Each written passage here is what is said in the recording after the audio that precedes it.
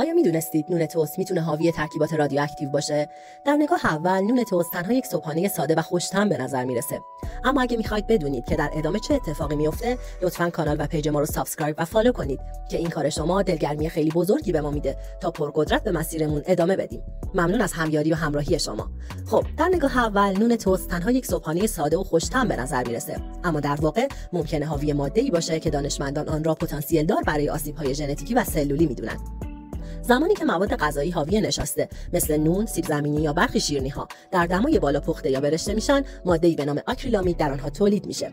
آکریلامید یک ترکیب شیمیاییه که در تحقیقات آزمایشگاهی رفتار سرطانزا و جهش‌زا از خود نشون داده و در فهرست مواد بالقوه مضر برای بدن انسان قرار گرفته.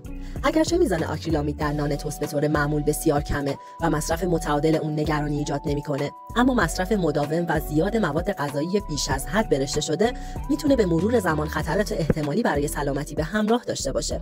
بر همین اساس سازمان‌های معتبر بین‌المللی مثل سازمان جهانی بهداشت و سازمان ایمنی غذایی اتحادیه اروپا توصیه میکنن که از پختن بیش از حد و برشته کردن غذاهای نشاسته‌ای پرهیز بشه. حتی در برخی کشورها محدودیت‌هایی برای سطح مجاز آکریلامید در محصولات غذایی در نظر گرفته شده. بنابراین بهتره نان توست را به رنگ طلایی روشن مصرف کنید و از بخش‌های قهوه‌ای یا سوخته اون اجتناب کنید. نظر شما چیه؟ آیا همچنان نان توست برشته رو ترجیح میدید یا این حقیقت شما رو به بازنگری در عادت‌های غذاییتون وامی داره؟ ما در پیج و کانال یوتیوب نظر شما حقایق پنهان به دنبال واقعیت‌هایی هستیم که کمتر گفته شده. اگه این ویدیو برای شما جذاب بود، خوشحال میشیم با لایک کردن و سابسکرایب کردن کانال یوتیوب ما از ادامه مسیرمون حمایت کنید.